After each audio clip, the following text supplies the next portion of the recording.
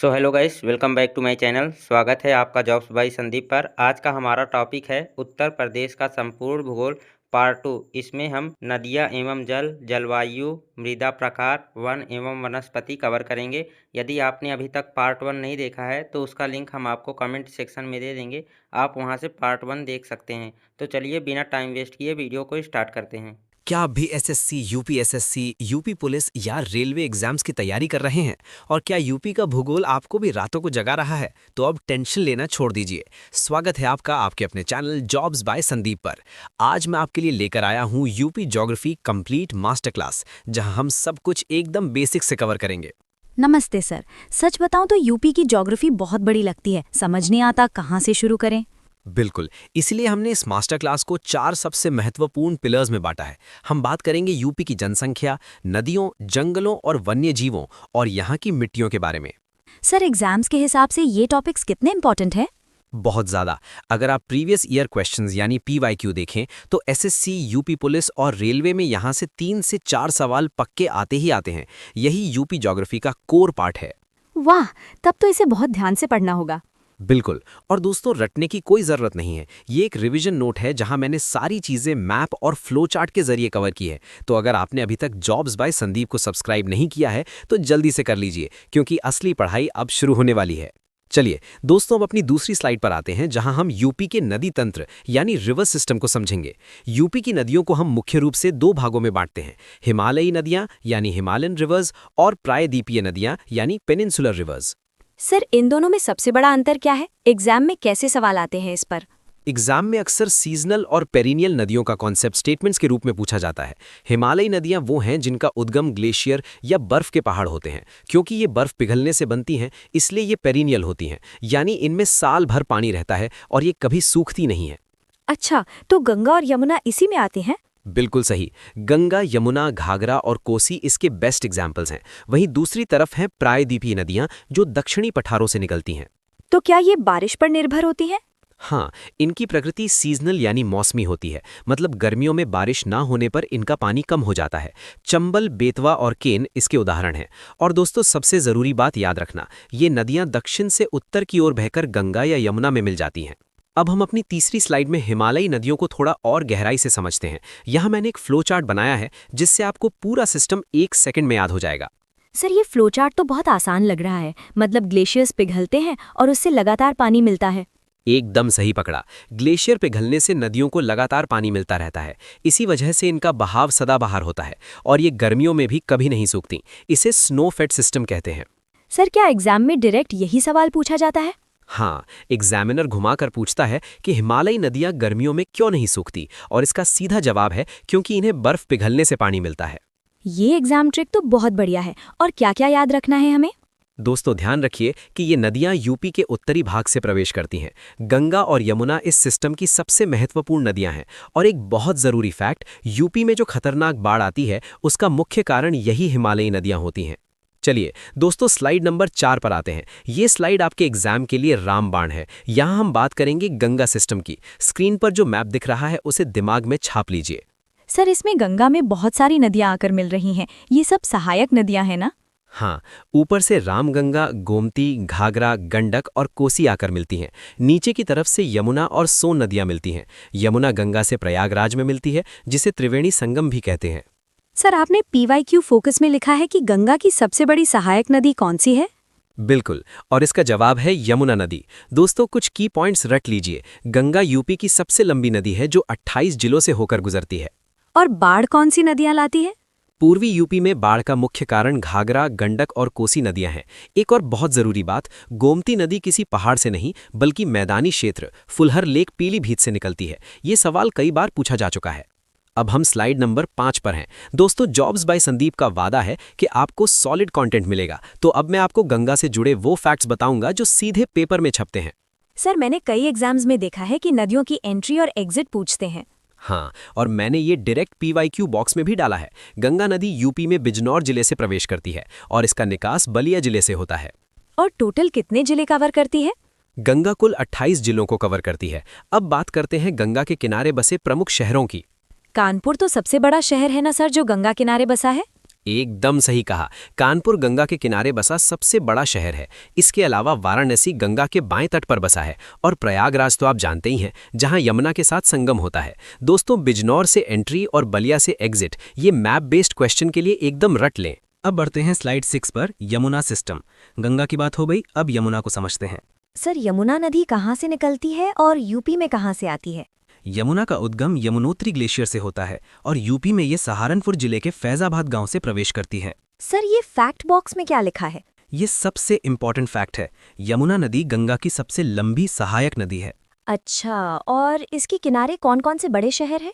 सहारनपुर से आगे बढ़ते हुए ये मथुरा, आगरा और इटावा से गुजरती है और अंत में प्रयागराज जाकर गंगा में मिल जाती है।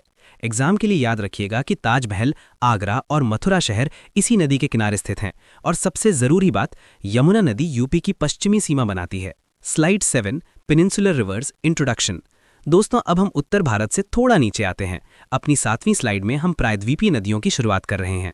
प्रायद्वीपीय नदियाँ मतलब जो पठारों से निकलती हैं? बिल्कुल, ये दक्षिणी पठार से निकलती हैं। इनका फ्लो डायरेक्शन दक्षिण से उत्तर की तरफ है। चंबल, बेतवा और केन इसकी मुख्य नदियां हैं। सर, आपने यहाँ एक बड़ा सा वार्निंग साइन क्यों लगाया है?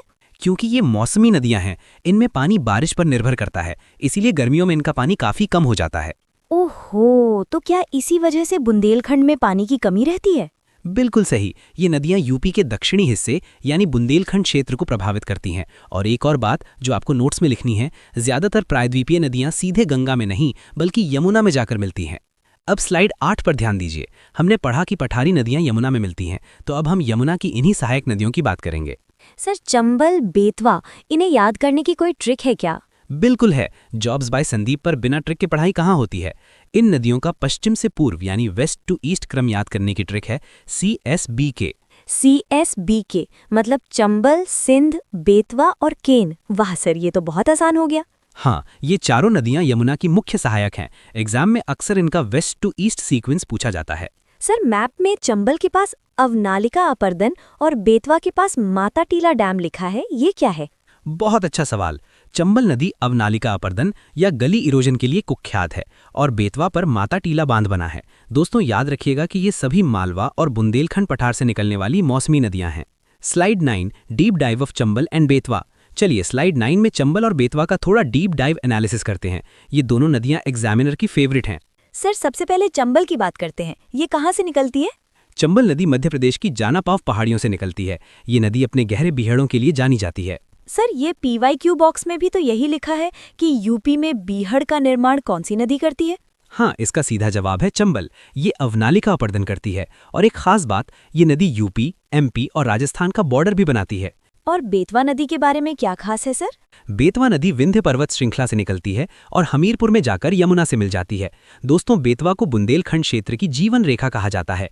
राजघाट बांध और माका टीला बांध इसी नदी पर बने हैं, जो बहुत इंपॉर्टेंट हैं। Slide 10, important river projects, dams. अब आते हैं स्लाइड 10 पर। दोस्तों, डैम्स या बांधों से मैचिंग वाले सवाल हमेशा आते हैं, इसीलिए ये स्टैटिक जीके का सबसे इंपॉर्टेंट सेक्शन है।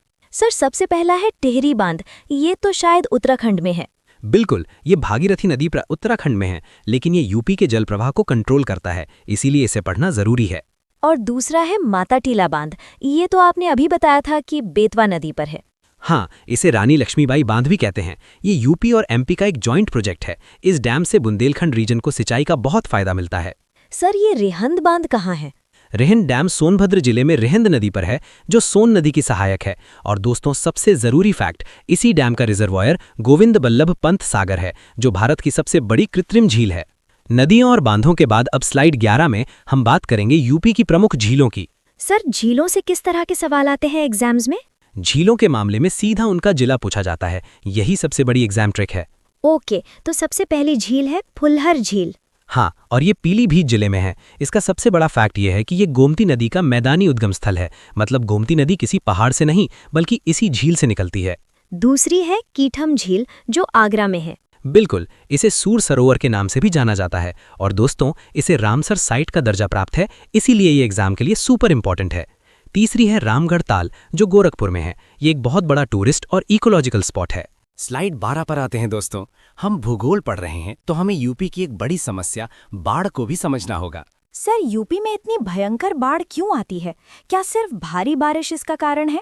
भारी बारिश तो कारण है ही, लेकिन दूसरा सबसे बड़ा कारण है नदियों में जमा होने वाली गाद यानी सिल्टेशन। घाघरा और कोसी नदियां अपने साथ बहुत गाद लाती हैं। गाद से क्या होता है सर? गाद जमने से नदी का तल ऊंचा हो जाता है और पानी बाहर बहने लगता है। इससे पूर्वी यूपी में भयानक बाढ़ आती है। तो इसका सबसे ज्यादा असर पूर्वी यूपी पर ही पड़ता है? हाँ, और इससे फसलों की बर्बादी और मृदा अपरदन होता है। दोस्तों, एग्जाम के लिए याद रखिएगा, कोसी को बिहार का शोक कहा जाता है, लेकिन ये यूपी के सीमावर्ती इलाकों को भी बुरी तरह डुबाती है। स्लाइड 13, सॉइल टाइप्स, प्रोफाइल और इंट्रोडक्शन। बाढ़ से हमारी फसलों और मिट्टी का नुकसान होता है, तो अब स्लाइड 13 में हम यूपी की मिट्टियों का प्रोफाइल समझेंगे। दोस्तों, अगर आपने अभी तक वीडियो लाइक नहीं किया है तो तुरंत करें। सर, ये जो आपने मैप में भाबर और तराई दिखाया है, ये क्या होता है? देखो, जब नदियां पहाड़ से नीचे आती हैं तो वो बड़े बड़े कंकड़ पत्थर लाती हैं। इस पथरीले इलाके को भाबर कहते हैं, जहां नदियां एक तरह से गायब हो जाती हैं। यहाँ खेती बिल्कुल नहीं हो सकती। और तराई क्षेत्र? भाबर के आगे नदियां फिर से जमीन पर आती हैं, जिससे वहां दलदली भूमि बन जाती है, जिसे तराई कहते हैं। ये इलाका गन्ने और धान की खेती के लिए बहुत अच्छा होता है। सर, यूपी में मुख्य रूप से कौन कौन सी मिट्टी पाई जाती है? यूपी में मुख्य रूप से 3 मिट्टियां हैं, जलोढ़, लाल मिट्टी और काली मिट्टी। और दोस्तों, याद रखिए, यूपी के सबसे बड़े हिस्से में जलोढ़ मिट्टी पाई जाती है, जो सबसे ज्यादा उपजाऊ है। चलिए स्लाइड 14 में जलोढ़ मिट्टी यानी एलुवियल सॉइल का पोस्टमार्टम करते हैं। सर, जलोढ़ मिट्टी आखिर कहाँ पाई जाती है और कैसे बनती है? ये विशाल गंगा के मैदानों में पाई जाती है। इसे हिमालयी नदियां अपने साथ बहाकर लाती हैं और मैदानों में जमा कर देती हैं। तो मतलब ये बहुत ज्यादा उपजाऊ होती होगी? बिल्कुल, ये सबसे उपजाऊ मिट्टी है। गेहूं, धान और गन्ना जैसी प्रमुख फसलें इसी में उगाई जाती हैं। सर, ये PYQ फोकस बॉक्स में क्या लिखा है? ये एक सीधा एग्जाम क्वेश्चन है। यूपी के सबसे बड़े भूभाग पर कौन सी मिट्टी पाई जाती है? और इसका आंसर है जलोढ़ मिट्टी। दोस्तों, नोट्स में लिख लीजिए कि ये कृषि के लिए सबसे बेहतरीन मानी जाती है और इसमें पोटाश और चूना भरपूर मात्रा में होता है। अब आते हैं स्लाइड 15 पर, जहां हम जलोढ़ मिट्टी के 2 प्रकार बांगर और खादर के बीच का अंतर समझेंगे। दोस्तों, ये टॉपिक हर बार एग्जाम में आता है। सर, दोनों ही जलोढ़ हैं, तो फर्क क्या है? बांगर पुरानी जलोढ़ मिट्टी है जो ऊंचे स्थानों पर पाई जाती है, जहां नदी की बाढ़ का पानी नहीं पहुंच पाता। ये कम उपजाऊ होती है और इसमें कंकड़ पाए जाते हैं। तो फिर खादर नई मिट्टी होगी? एकदम सही, खादर नवीन जलोढ़ मिट्टी है। ये नदी के बाढ़ क्षेत्र के पास होती है, जहां हर साल बाढ़ से नई मिट्टी आकर बिछ जाती है। इसका मतलब खादर बहुत ज्यादा उपजाऊ होती होगी? बिल्कुल, खादर इतनी उपजाऊ होती है कि इसमें खाद की ज्यादा जरूरत नहीं पड़ती। दोस्तों, PYQ याद रखिए, नई जलोढ़ मिट्टी को खादर कहते हैं। इसे एकदम रट लीजिए। स्लाइड 16, पठारी मिट्टियां, लाल मिट्टी। स्लाइड 16 में हम पठारी मिट्टियों की बात करेंगे, जिसमें सबसे पहले है लाल मिट्टी। सर, यूपी में लाल मिट्टी कहाँ पाई जाती है और ये लाल क्यों होती है? लाल मिट्टी मुख्य रूप से बुंदेलखंड रीजन जैसे मिर्जापुर, झांसी और सोनभद्र में पाई जाती है। इसका लाल रंग इसमें मौजूद लौह तत्व की अधिकता के कारण होता है। क्या ये मिट्टी खेती के लिए अच्छी होती है? नहीं, ये जलोढ़ के मुकाबले कम उपजाऊ होती है। इसमें नाइट्रोजन और फास्फोरस की कमी होती है। तो फिर इसमें कौन सी फसल उगाई जाती है? इसमें मुख्य रूप से मोटे अनाज जैसे पल्सेस, मिलेट्स, चना उगाए जाते हैं। दोस्तों, एक बहुत ज़रूरी बात याद रखिएगा, इस मिट्टी की पानी रोकने की क्षमता बहुत कम होती है। ये विंध्यन चट्टानों के टूटने से बनती है और क्योंकि इसमें पानी कम चाहिए होता है, इसलिए ये दलहनी फसलों के लिए सबसे उपयुक्त है। अब हम अपनी 17वीं स्लाइड पर हैं, जहां हम बात करेंगे काली मिट्टी यानी ब्लैक सॉइल की। सर, काली मिट्टी को और किस नाम से जाना जाता है? बहुत बढ़िया सवाल। एग्जाम में इसे रेगुड़ या करेल मिट्टी के नाम से भी पूछा जाता है। और ये यूपी में कहाँ मिलती है? ये यूपी के पश्चिमी हिस्सों और बुंदेलखंड के किनारों जैसे जालौन और हमीरपुर में पाई जाती है। दोस्तों, यूपी में ये मिट्टी बहुत सीमित क्षेत्र में पाई जाती है। सर, इसकी क्या खासियत है? इसकी प्रकृति चिकनी होती है और ये बहुत ज़्यादा नमी रोक सकती है। इसे स्वतः जुताई वाली मिट्टी भी कहते हैं, क्योंकि सूखने पर इसमें दरारें पड़ जाती हैं। सर, PYQ में तो कपास लिखा है। हाँ, एग्जाम का फेवरेट सवाल, कपास की खेती के लिए सबसे उपयुक्त मिट्टी कौन सी है? आंसर है काली या रेगुड़ मिट्टी। चलिए दोस्तों, स्लाइड 18 में एक बहुत गंभीर टॉपिक डिस्कस करते हैं, मृदा अपरदन यानी सॉइल इरोजन। सर, नीचे क्रीपिंग डेथ ऑफ सॉइल लिखा है, मिट्टी की रेंगती हुई मृत्यु, ऐसा क्यों? हाँ, एग्जाम में पूछा जाता है कि रेंगती हुई मृत्यु किसे कहते हैं। जवाब है मृदा अपरदन को, क्योंकि ये धीरे धीरे मिट्टी की सारी उपजाऊ परत को खत्म कर देता है। यूपी में ये 3 तरह का होता है। कौन कौन से सर? पहला है जल अपरदन, जो पूर्वी और तराई इलाकों में हिमालय नदियों की बाढ़ के कारण होता है। दूसरा है वायु अपरदन, जो पश्चिमी यूपी के आगरा और मथुरा में राजस्थान के रेगिस्तान से आने वाली सूखी हवाओं के कारण होता है। और तीसरा गली एरोजन मतलब अवनलिका अपरदन जो चंबल नदी करती है। एकदम सही। इटावा, आगरा और चंबल बेसिन इसके शिकार हैं। और PYQ अलर्ट सुनिए दोस्तों, यूपी का कौन सा जिला अवनलिका अपरदन से सर्वाधिक प्रभावित है? इसका उत्तर है इटावा। अब हम अपनी मास्टर क्लास के आखिरी पड़ाव पर हैं।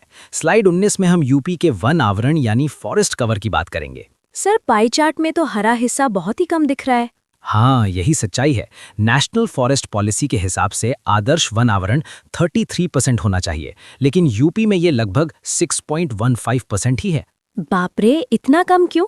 क्योंकि यूपी में खेती के लायक जमीन बहुत ज्यादा है और शहरीकरण भी तेजी से हो रहा है, इसलिए वनों का प्रतिशत बहुत कम है। सर यूपी के किस जिले में सबसे ज्यादा जंगल है? सबसे अधिक वन क्षेत्रफल सोनभद्र जिले में है और सबसे कम वन भदोही जिले में है। दोस्तों याद रखिएगा कि यूपी के ज्यादातर वन तराई क्षेत्र और बुंदेलखंड में पाए जाते हैं और ये अधिकतर गवर्नमेंट कंट्रोल में है। स्लाइड 20 में हम यूपी के वनों के प्रकार समझेंगे। सर यहाँ 2 तरह के जंगल लिखे हैं, उष्णकटिबंधीय नम पर्णपाती और शुष्क पर्णपाती। बिल्कुल, नम पर्णपाती वन वहां होते हैं जहां 100 से 150 सेंटीमीटर बारिश होती है, जैसे भाबर और तराई इलाके। यहाँ साल, सागौन और महुआ के पेड़ मिलते हैं। इनकी लकड़ी व्यावसायिक रूप से बहुत कीमती होती है। और शुष्क पर्णपाती कहाँ होते हैं? जहां 70 से 100 सेंटीमीटर बारिश होती है, यानी मैदानी इलाके और मध्य व पश्चिमी यूपी। यहाँ नीम, बबूल और पीपल के पेड़ होते हैं। दोस्तों याद रखना कि यूपी में सबसे ज्यादा यही ड्राई डेसिडियस वन पाए जाते हैं। सर पर्णपाती का मतलब क्या होता है?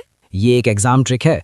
पर्णपाती वो पेड़ होते हैं जो सर्दियों या गर्मियों से पहले पानी बचाने के लिए अपने पत्ते गिरा देते हैं। और अब आ गए हैं हम अपनी मास्टर क्लास की आखिरी स्लाइड नंबर 21 पर। दोस्तों ये मैच द फॉलोइंग का PYQ है, इसे बस रट्टा मार लो। सर इसमें पेड़ों के नाम और उनके उपयोग लिखे हैं। बीड़ी के पत्ते किस पेड़ से मिलते हैं? बीड़ी उद्योग में तेंदू के पत्तों का सबसे बड़ा उपयोग होता है। ये क्वेश्चन बहुत बार आया है। और पान मसाले में जो कत्था डलता है वो खैर के पेड़ से निकाला जाता है। इसके अलावा रेजिन या तारपीन चीड़ के पेड़ से मिलता है। सर खेलों के सामान के लिए तो शायद मेरठ मशहूर है। बिल्कुल सही। पूरे भारत में मेरठ खेलों के सामान और वुड इंडस्ट्रीज के लिए प्रसिद्ध है।